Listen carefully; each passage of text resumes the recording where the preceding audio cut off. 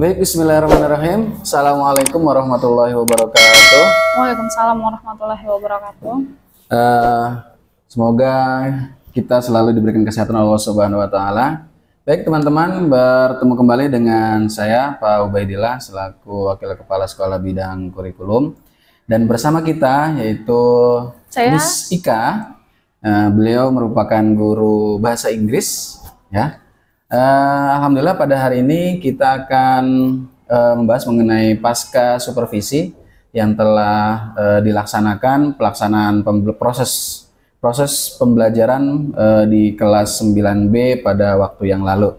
Nanti kita akan membahas mengenai refleksi dari pembelajaran, mengenai apa yang menjadi kendala dan bagaimana tindak lanjut yang akan dilakukan. Baik, kita langsung saja dengan Miss Ika. Miss Ika, bagaimana kabarnya? alhamdulillah baik Pak Bay. Sehat ya, Miss? Sehat. Baik.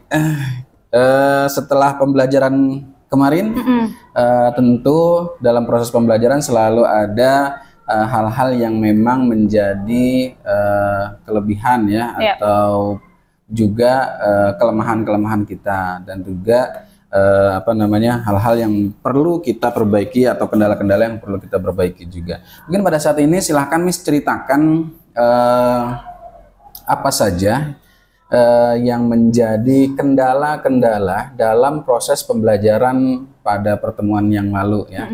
Coba tolong ceritakan, kemudian apa yang menjadi kendala, kemudian menurut Miss Ika itu penyebabnya apa ya kira-kira. Kemudian setelah itu nanti tolong ceritakan kira-kira rencana ke depannya untuk mengatasi kendala tersebut itu seperti apa. Ya. Baik, silahkan Miss Ika. Oke, saya mulai dari awal masuk ya. Dari awal masuk emang setelah berdoa ruangan kelas itu sudah selalu chaos. Jadinya dari sayanya mungkin refleksinya itu dari cara saya memanajemen kelas ya. Karena anak-anak kelas 9 itu memang sangat-sangat aktif. Jadi dari saya karena menanganinya semua sendiri pada pembelajaran minggu lalu, ada beberapa anak-anak yang memang tidak terjangkau. Jadi ada yang santai, ada yang sibuk mengerjakan tugasnya. Jadi memang dari cara manajemen kelas saya mungkin tidak terlalu tidak terlalu baik gitu. Sehingga mungkin ke depannya saya akan lebih mencari win-win solutionnya. Apa mau anak-anak, dari sayanya seperti apa, dan kita mencoba untuk berdiskusi tentang kesepakatan di kelas ke depannya, mungkin seperti itu untuk manajemen kelasnya. Terus yang kedua, yang bikin makin berantakan lagi kelasnya kemarin itu dari aturan kerja kelompoknya, karena siswa tidak begitu memahami aturan kerja kelompoknya, karena mungkin di kelas 9B kemarin itu baru pertama kali melaksanakan kunjung karya, jadi mereka masih bingung aturannya seperti apa gitu. Nah, kesalahan dari saya adalah tidak memberikan aturan secara tertulis, jadi saya cuma menjelaskan saja aturannya, sementara kelas tidak begitu kondusif gitu untuk mendengarkan suara saya. Gimana anak-anak juga pada berisik, nah saya juga berbicara, jadi sehingga mereka ada yang mendengarkan, ada yang tidak. Selain itu, yang membuatnya juga makin tidak bisa dibuat lebih kondusif lagi, karena mungkin bahasa penyampaian saya yang tidak begitu dipahami sama anak-anak gitu. Jadi mungkin kedepannya juga saya mencoba untuk mencari bahasa-bahasa yang bisa lebih mudah mereka pahami, dan catatan paling besarnya itu tadi menulis aturan setiap kerja kelompoknya. Jadi siswa juga bisa membaca ketika mungkin mereka tidak memahami bahasa yang saya sampaikan, mereka bisa membaca dari tulisan di LKPD-nya gitu, untuk aturan kerja kelompoknya. Selanjutnya, tantangan paling terbesar dalam bahasa Inggris sudah pasti kapasitas pengetahuan siswa dari kosakatanya, karena kan kita dari sayanya berekspektasinya itu adalah mereka bisa setidaknya mengucapkan pertanyaan yang memang harus mereka tanyakan terhadap presentasi dari teman-temannya, seperti itu. Nah, masalahnya adalah mereka bahkan tidak bisa menulis dalam bahasa Inggris gitu. Kosakata-kosakata yang harusnya mereka tahu itu tidak ada gitu, seperti itu. Jadi mungkin untuk bisa membuat itu kedepannya mereka bisa lebih mandiri melakukan menuliskan pertanyaannya. Mungkin ketika mereka membutuhkan pertanyaan, saya mungkin bisa menuliskan kosakata kecil yang kira-kira mereka butuhkan begitu, karena berulang kali aturan di kelas saya itu harus membawa kamus, jarang dari siswa untuk membawa kamus. Sudah begitu mereka masih kesulitan mencari kosakata dalam kamus, walaupun sudah berkali-kali saya beritahu seperti itu, Pak Ubay. Gitu. Ada lagi Miss Ika yang menjadi kendala? Sejauh itu baru itu saja. Oke, baik. Mungkin bisa saya review kembali. Pertama, karena ada kendala yang dihadapi dalam manajemen kelas, mungkin belum menguasai belum kondisi menguasai kelas, karena ketika itu anak belum dapat fokusnya untuk bisa masuk ke konten utama atau materi utama ya. Kemudian yang kedua, beberapa siswa bahkan seluruh kelas 9 belum mengetahui mengetahui model pembelajaran kunjung karya. Artinya teknis pelaksanaannya seperti apa belum mengetahui. Oke. Kemudian bahasa penyampaian tadi yang kurang difahami dan minimnya kosakata anak yang masih kurang gitu. Oke. Ini tidak apa-apa ya Miss. Ini kan refleksi dari Miss Ika ya. Ini tidak apa-apa. Tadi sudah disampaikan, berarti tindak lanjutnya untuk lebih mengakomodir kembali bagaimana kelas untuk biar bisa lebih kondusif gitu. Nah mungkin sedikit tambahan waktu kemarin itu apakah disampaikan atau tidak untuk kunjung karya itu teknis aturannya, Miss? Sudah, dari minggu sebelumnya, kan kita minggu sebelumnya itu sudah membahas tentang beberapa LKPD yang kira-kira mereka butuhkan ketika kerja kelompok. Jadi berpengaruh ke manajemen waktunya gitu. Jadi sehingga nanti di hari H ketika kita kerja kelompok, siswa sudah bisa tidak terlalu membuang-buang waktu untuk menyusun puzzle-puzzle dari LKPD-nya itu gitu. Jadi sudah dari pertemuan sebelumnya dikasih tahu bahwa untuk kita model kunjung karyanya sendiri belum. Salahnya tapi setidaknya kan kemarin itu kalau tidak salah anak sudah berada di posnya masing-masing untuk mereka berkeliling seperti itu ya.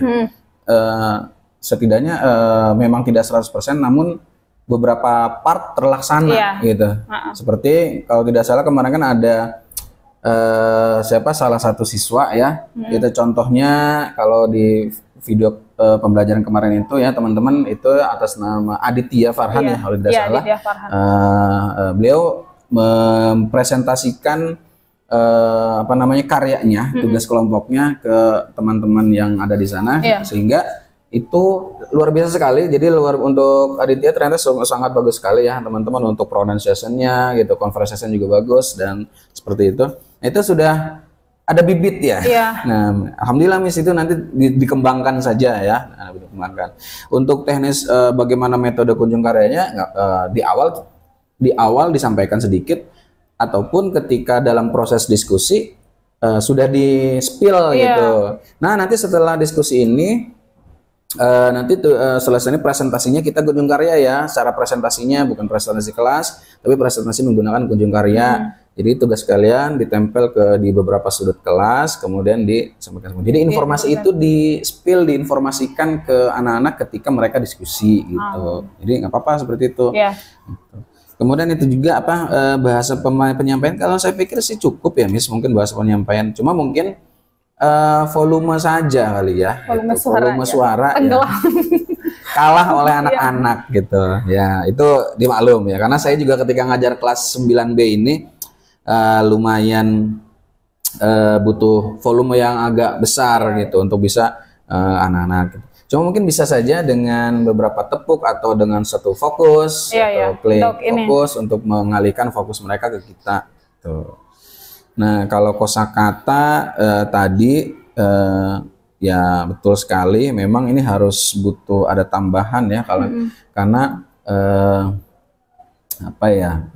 kelemahan kita ya, menjadi tantangan kita untuk kosakata yang basic ataupun percakapan dialog yang basic itu memang setidaknya dibiasakan saja Miss gitu.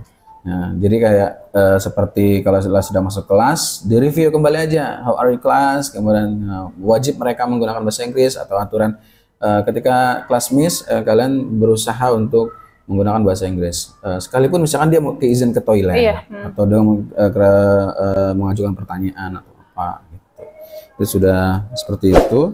Kemudian kemarin kalau tidak salah ada yang saya lihat, ada siswa yang memang tidak mengerjakan tugas tuh. Kira-kira menurut Miss tuh harus seperti apa tuh? Ada satu kelompok, ada beberapa anggotanya yang dia tidak ikut andil lah begitu. Kira-kira gimana kalau menurut Miss itu? Ada beberapa tuh anak yang seperti itu kemarin. Kan pembagian kelompoknya itu memang saya bagi sesuai melihat dari beberapa kemampuan siswa gitu. Jadi yang mengetuai kelompoknya itu yang memang menurut saya bisa lah menghandle kelompoknya. Cuma kan ketika ternyata di lapangan ada beberapa ketua kelompok yang memang kesulitan untuk menghandle teman-temannya, entah mungkin dia tidak merasa kurang enak untuk mengatur teman-temannya, atau mungkin ada rasa tidak percaya diri juga di anaknya gitu. Mungkin kalau misalkan untuk beberapa anak yang memang tidak mengerjakan tugas, mungkin akan diberikan remedial yang memang biar mereka bisa mendapatkan nilai juga seperti itu. Nanti dikasih remedial. Nah ini kan targetnya adalah, goalsnya adalah peserta didik mampu memahami macam-macam informasi hewan marga satwa. Nah kan begitu. Nah bentuknya apa setelah mereka berpresentasi? Apakah siswa sudah memahami informasi hewan tersebut? Dibuktikan dengan adakah asesmennya setelah itu? Ada, nanti di ini. Oh, dalam bentuk asesmen tulis. Iya. Tes tulis. Tes tulis. Oke. Ya. Jadi supaya untuk biar bisa, kan target kita, goalsnya kita kan pada pembelajaran itu kan mampu memahami macam-macam informasi hewan. Nah ini kan informasi, bukan nama ya, bukan nama hewannya, tapi informasi misalnya. Kemarin tiger Sumatera, ya kan, Sumatera tiger, harimau Sumatera. Berarti kan dia anak-anak harus tahu informasi apa terkait habitatnya dan segala macam. Karakteristiknya. Ya.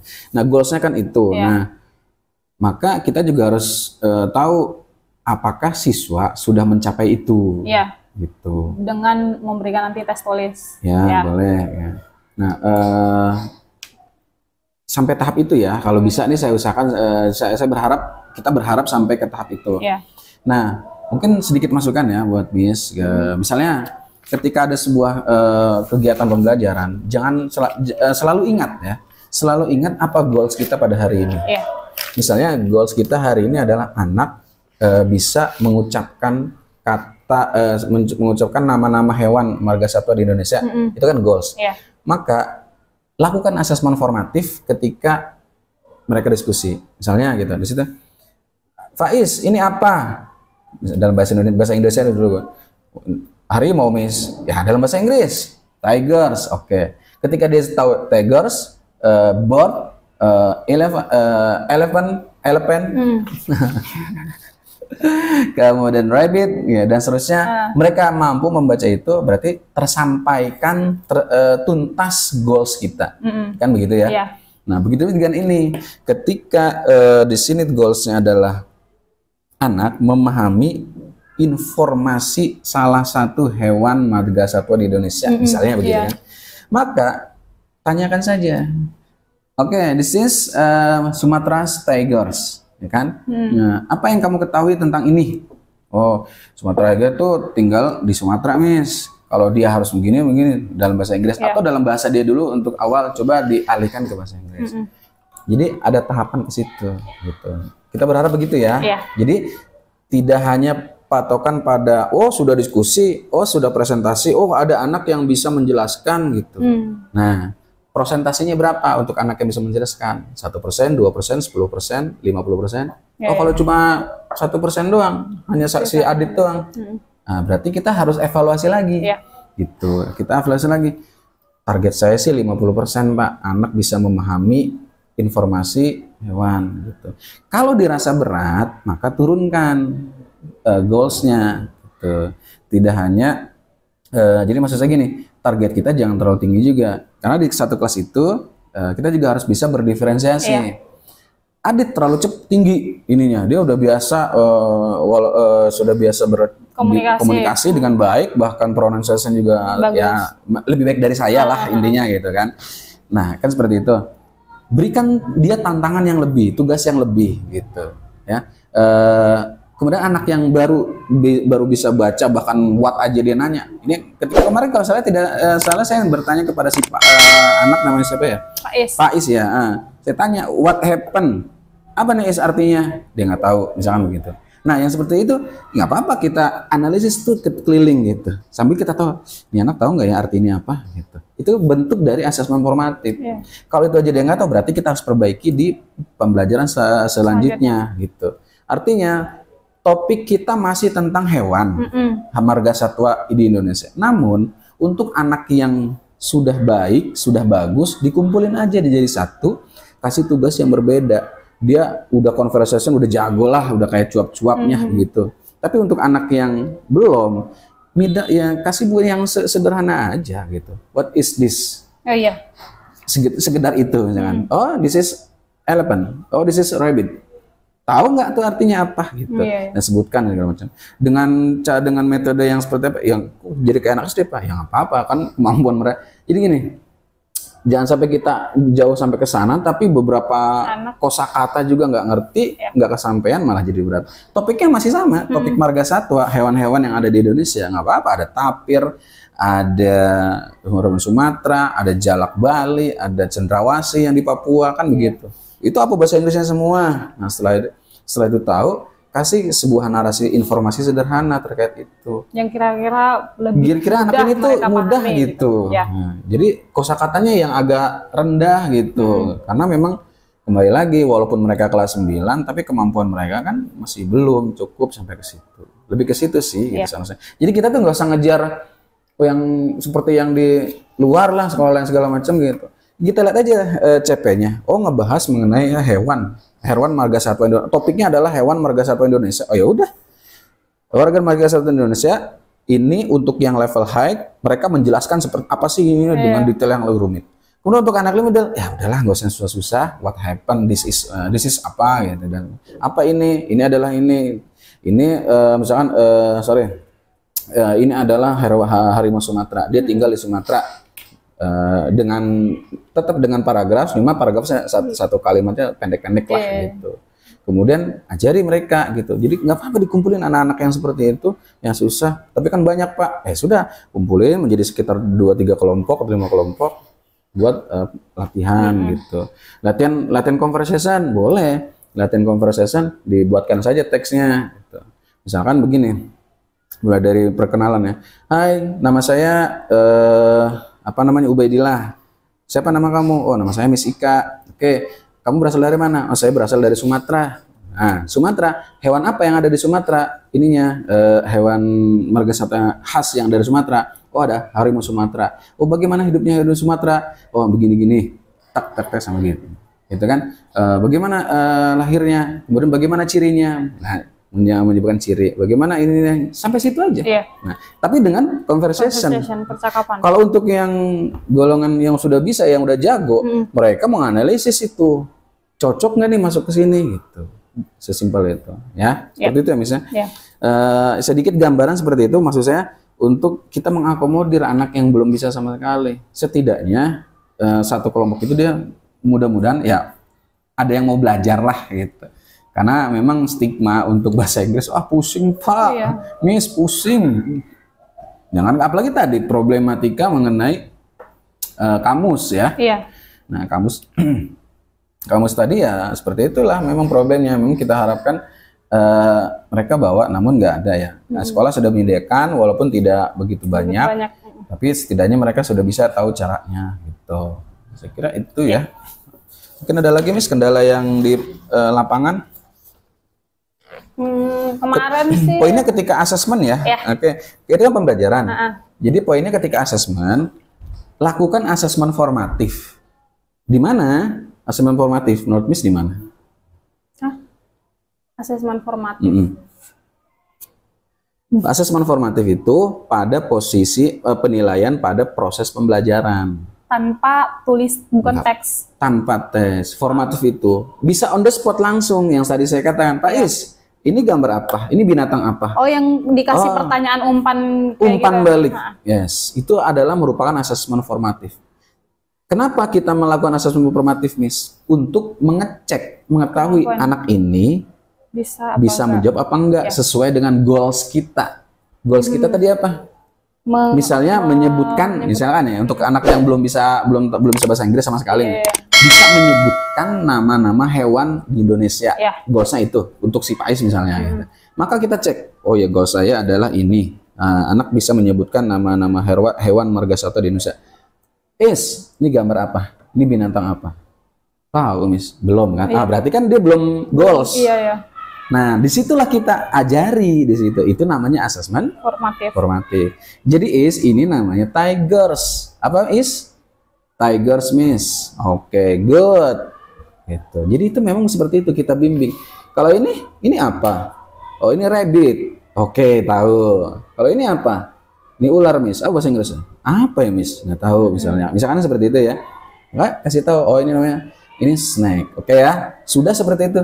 Nah, sekarang ditingkatkan dengan Miss Ika ngomong pakai bahasa Inggris. Iya. Apa what is this, is? Oh, snack. Nah, kan berarti ini doang. Iya. Tambahin nak. Kalau Miss nanya what is this, kamu Jawabannya. jawab dengan this is, gitu ya. Nah, kira-kira gitu kan, gitu.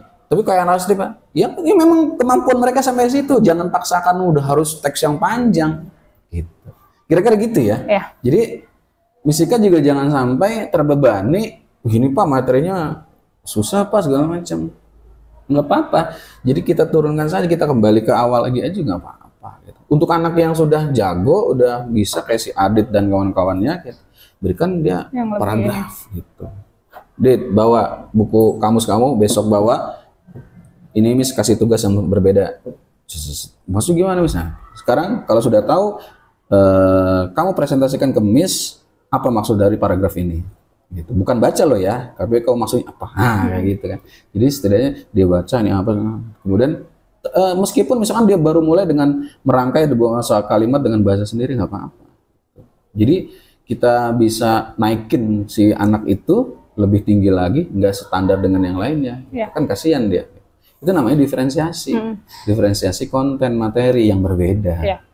Tapi di materi judul yang sama. Ya, gitu. topiknya masih sama-sama tentang hewan. Selanjutnya topiknya tentang apa? Kan masih mau melanjutkan. Oh masih, Iya. oke, masih tentang hewan. Jadi boleh ya seperti itu. Jadi Miss lihat nih anak-anak yang seperti itu. Rangkul saja, mereka mau kok pelan-pelan gitu, Mau. Meskipun memang ada anak-anak yang ya gitulah agak-agak ngeyel gitu ya. Ya itu maklum lah, di semua tempat ada, di semua sekolah ada.